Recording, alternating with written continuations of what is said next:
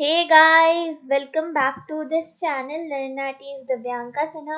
और आज हम करने जा रहे हैं क्लास 9th एनसीईआरटी बुक का साइंस का 4th चैप्टर जिसका नाम है स्ट्रक्चर ऑफ एटम।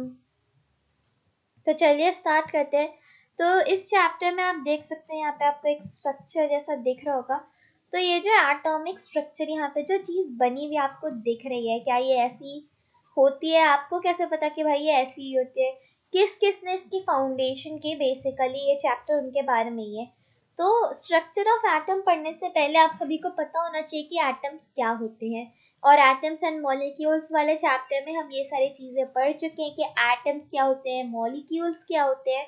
अब हम देखेंगे कि भाई एटम का स्ट्रक्चर कैसा होता है।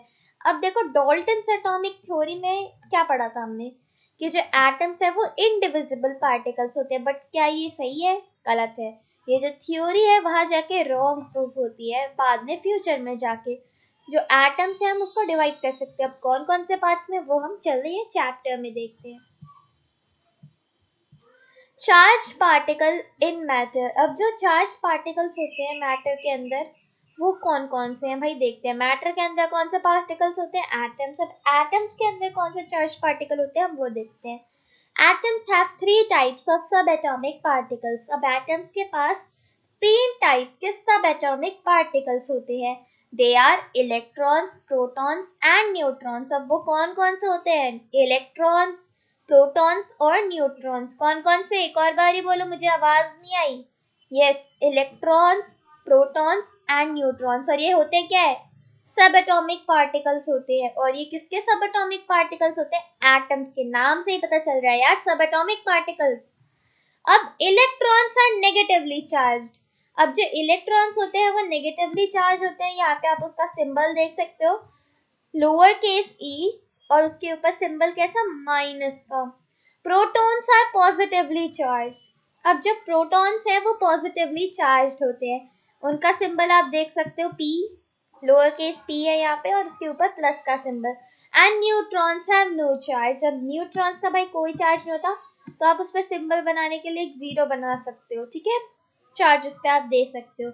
तो अब हमें क्या यहाँ से पता चल रहा है? इलेक्ट्रॉन्स जो है वो नेगेटिवली चार्ज होते हैं, प्रोटॉन्स जो होते हैं वो पॉजिटिवली चार्ज होते हैं, और न्यूट्रॉन्स जो होते हैं वो न्यूट्रल होते हैं। मींस उसमें कोई चार्ज नहीं होता। तो इनके नाम से भी आप इसको याद रख सकते हो। Proton means positive, neutrons means natural, neutral, no charge. इससे ये याद रखना। और एक लास्ट क्या बच गया? Electrons, electric charge. ऐसा आपको याद आ जाएगा, तो नेगेटिवली चार्ज्ड आप उसको याद रख सकते हो। The mass of an electron is 1/2000 of the mass of hydrogen atom. अब जब भाई मास है एक इलेक्ट्रॉन का, किसका? इलेक्ट्रॉन का, वो कितना होता है? 1/2000। वो भी किसके मास का? हाइड्रोजन एटम का। अब भाई हाइड्रोजन के एटम का 1/2000 कर देंगे, मीन्स हाइड्रोजन बाई 2000 कर देंगे, तो हमें किसका मास मिल जाएगा? यस, इलेक्ट्रॉन का मास हमें मिल जाएगा। The mass of a proton is equal to the mass of hydrogen atom. अब जो मास है प्रोटॉन का वो किसके मास के इक्वल होता है? हाइड्रोजन एटम के। And is taken as 1 unit, और इसीलिए हम उसको कितना लेते हैं? 1 यूनिट लेते हैं। The mass of neutron is equal to the mass of hydrogen atom and is taken as 1 unit. तो अब क्या बोला गया है कि जो मास है न्यूट्रॉन का वो भी किसके इक्वल है? मास ऑफ हाइड्रोजन के। और इसीलिए हमने उसको भी 1 यूनिट ले रखा है। तो अब आप देख सकते हो कि जो मेन मास है इन दोनों के कंपैरिजन में, किन दोनों के? प्रोटॉन्स के और न्यूट्रॉन्स के कंपैरिजन में इलेक्ट्रॉन का जो मास है वो कितना है? नेग्लिजिबल, कि हम उसको कंपेयर कर ही नहीं सकते भाई, इतना कम है उसका मास। तो अब हम देखते हैं इसके कुछ डिस्कवरीज के बारे में कि इस चीज़ों को किस किसने डिस्कवर किया है। इन 1900 J.J. Thomson discovered the presence of the negatively charged particles called electrons in the atom. अब 1900 में J.J. Thomson जो है उन्होंने क्या डिस्कवर किया? नेगेटिवली चार्ज्ड पार्टिकल्स की प्रेजेंस, जिसको हम इलेक्ट्रॉन कहते हैं एक एटम में। तो जो J.J. थॉमसन है उन्होंने क्या डिस्कवर किया है? उन्होंने इलेक्ट्रॉन ऑफ एटम डिस्कवर किया है। और कब किया है? 1900। अब उसके बाद देखते भाई, ठीक है, इलेक्ट्रॉन जो है वो तो कर दिया जे थॉमसन ने डिस्कवर। अब उसके बाद जो है डिस्कवरी होती है, मींस उसके बाद नहीं, उससे पहले ही डिस्कवर हो रखा था ये, लेकिन हमने इसमें इसके बाद लिखा हुआ है इन 1886। अब 1886 में क्या डिस्कवर होता है? ई गोल्डस्टीन। अब यहाँ पे ई गोल्डस्टीन जो है उनका भी नाम आता है और रदरफोर्ड का भी नाम आता है, तो आपकी बुक में जो लिखा होगा आप उसी पे ध्यान देना। E. Goldstein discovered new radiations in gas charges discharged and called them canal rays. अब जो E. Goldstein है उन्होंने क्या डिस्कवर किया? कुछ रेडिएशंस डिस्कवर किए गैस डिस्चार्ज में, और उसको क्या कहा? कैनल रेज कहा। ठीक है, These rays were positively charged, और ये जो रेज थी ये पॉजिटिवली चार्ज थी। This later led to the discovery of positively charged particles called protons in the atom. और उसकी वजह से ही डिस्कवरी किस चीज की हुई? पॉजिटिवली चार्ज्ड पार्टिकल्स, जिसको हम क्या कहते हैं? प्रोटॉन्स। तो प्रोटॉन्स जो है गोल्डस्टीन ने डिस्कवर किया कब? 1886 में। और कैसे डिस्कवर किया? उनको न्यू रेडिएशंस दिखी किसमें? गैस डिस्चार्ज में, जिसको उन्होंने नाम दिया कैनल रेज।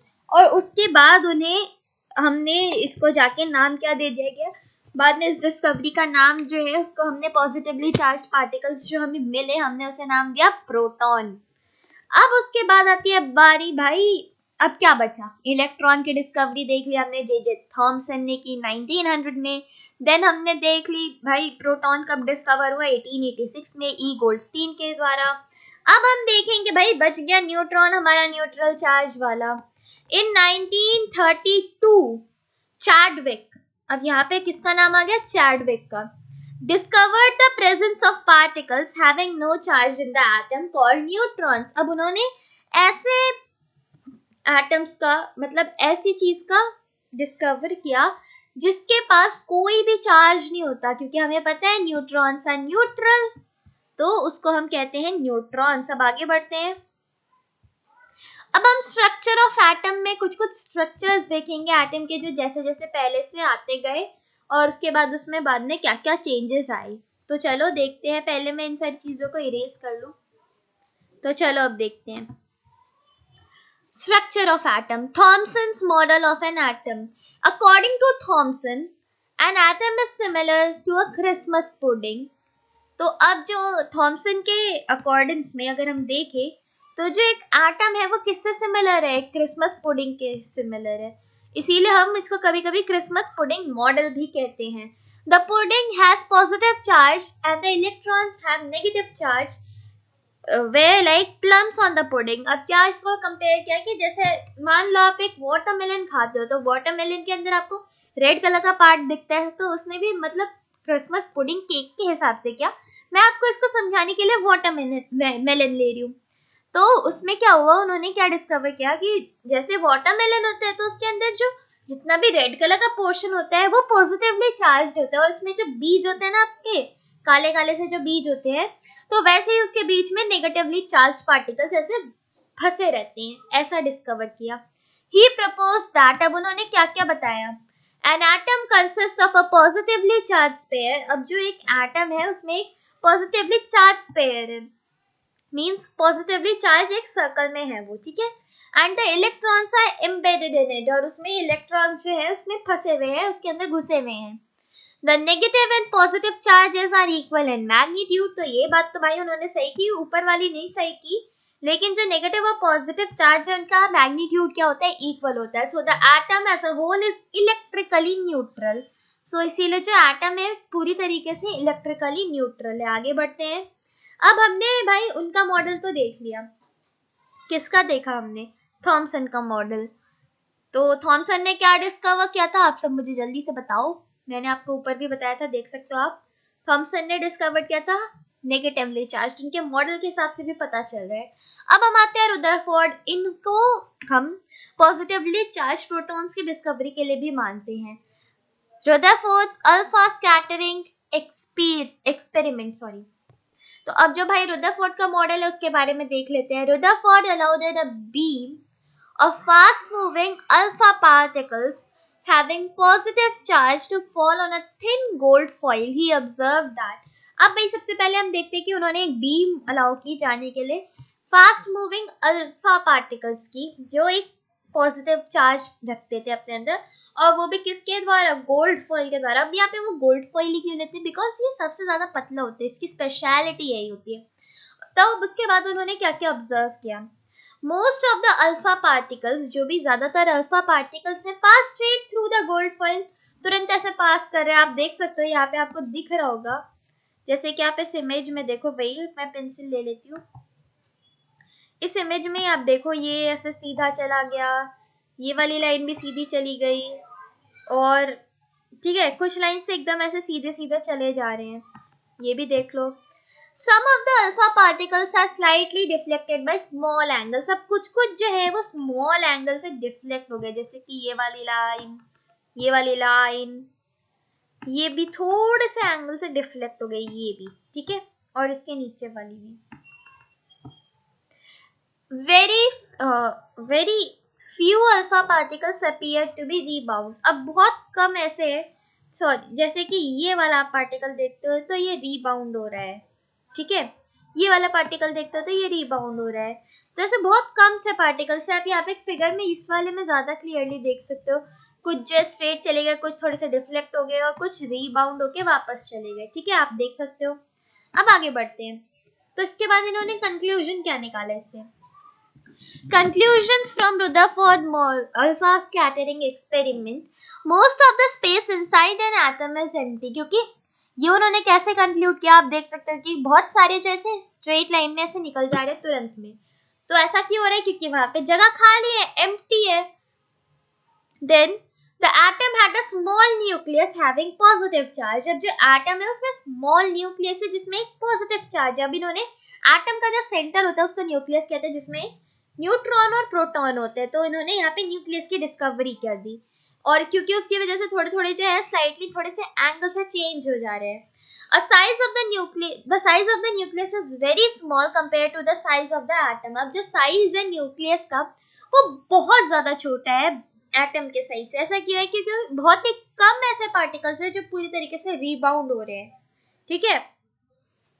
अब हम देखते हैं उसने क्या मॉडल बनाया इसके बाद एंड में. Rutherford's model of an atom.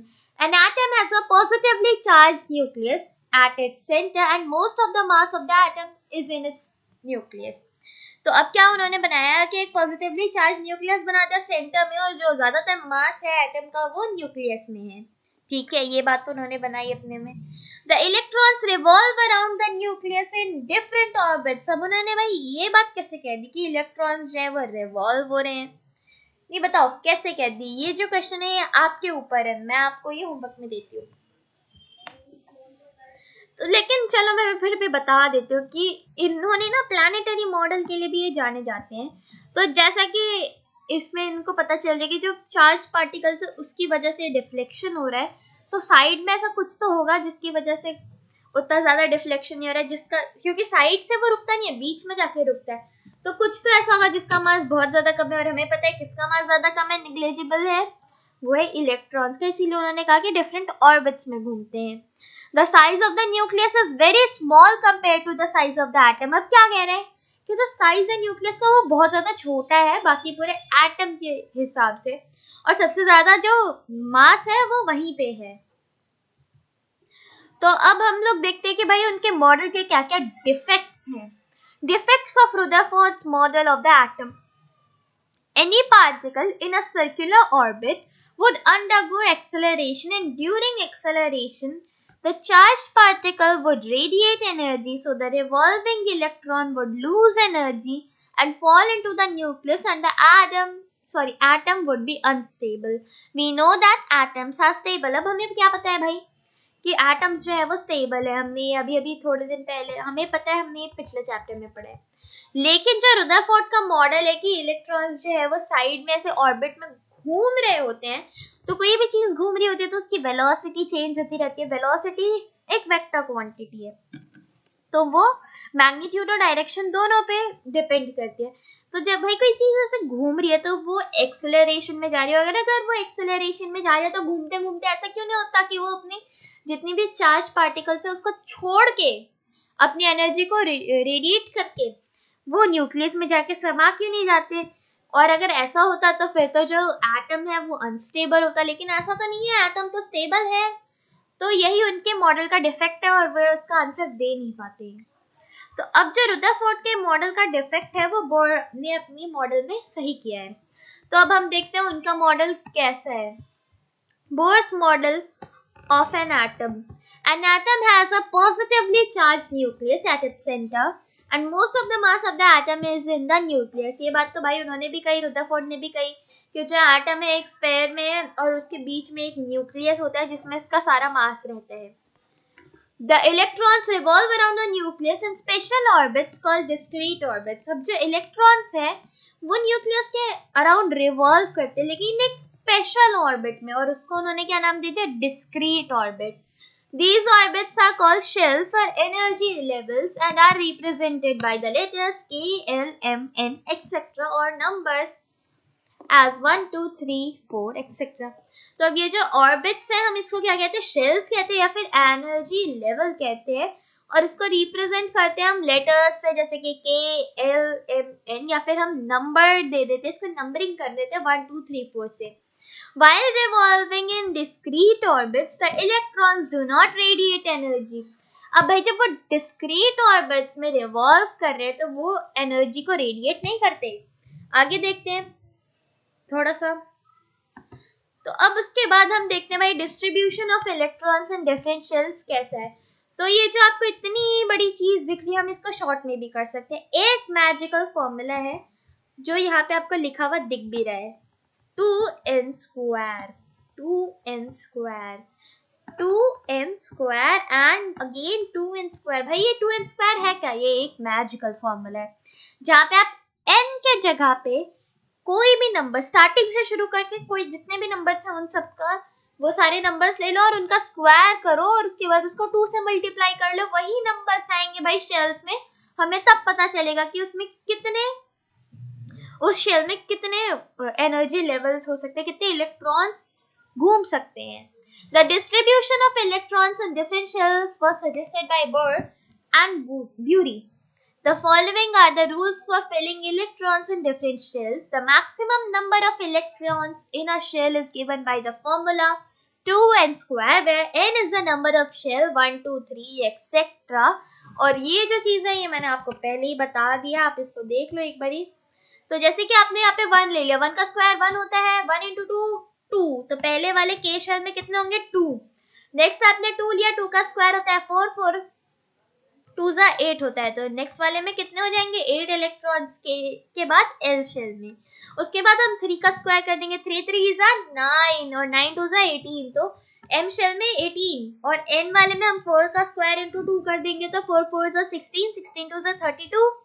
तो एन शेल में 32 इलेक्ट्रॉन्स, और ऐसे ही चलता जाएगा. आप इसके बाद ले लो, जैसे हम इसको फिर से करते हैं, एन के एम ओ ले लो, इसके बाद आप ओ शेल ले लो, कोई भी अपने मन का शेल ले लो. उसके बाद हम इसमें 2n स्क्वायर करते हैं इसका, ठीक है. तो हम इसमें जैसे कि हमने कहा कि हम इसमें 5 ले रहे हैं, 5 5 जा 25, 25 into 2 is equals to 50. तो इसके बाद वाला जो शेल होगा उसमें हम कितनी मैक्स कैपेसिटी रख सकते हैं इलेक्ट्रॉन होल्डिंग की? 50. The maximum number of electrons that can be filled in the outermost shell is 8. अब आप कह रहे हो कि मैम ये तो यहाँ लिखा है कि बस 8 हो सकते हैं, लेकिन इधर तो इतने सारे नंबर्स आ रहे हैं. तो देखो क्या होता है, एक ऑक्टेट और एक डक्टेट वाला जो रूल होता है, ड्यूप्लेट वाला रूल, तो उसके हिसाब से अगर किसी भी इलेक्ट्रॉन में ऑक्टेट पूरा हो जाता है, ठीक है, 8 के बाद वाले जितने भी नंबर्स अगर उसमें ऑक्टेट पूरा हो जाता है, मतलब उसके लास्ट वाले जो शेल है उसमें 8 इलेक्ट्रॉन्स आ जाते हैं, तो वो जो है वो स्टेबल हो जाता है भाई, ठीक है. इसीलिए ऐसा कहा गया है. Electrons can not be filled in a shell unless the inner shells are filled. और जब तक इलेक्ट्रॉन्स और आगे वाले शेल में फिल नहीं हो सकते जब तक कि उसके नीचे वाले शेल्स जो है वो फिल्ड ना हो. उसके बाद ये जो आपका ब्रह्मास्त्र है इसको आपको याद करना है और यही है आपका आज का होमवर्क. और इसके आगे का जो कॉन्सेप्ट है वो हम करेंगे अपने नेक्स्ट वीडियो में. तो गाइस कैसा लगा आपको आज का वीडियो? अगर अच्छा लगा तो इस वीडियो को कीजिएगा लाइक, और मेरे channel learn artist Divyanka Sinha पर अगर आप नए हैं तो इस चैनल को कर दीजिए सब्सक्राइब। और मैं मिलती हूँ आपको अपने नेक्स्ट वीडियो में, लेकिन जरूर याद रखना मैं ये आपसे पूछूंगी और इसको आपको याद करके आना है, compositions of the atoms of the first 18 elements। ये जो चीज है आप याद करके आओ, मैं नेक्स्ट वीडियो में इससे रिलेटेड आगे का जो कॉन्सेप्ट है उसको हम करेंगे। तो बाय बाय गाइस।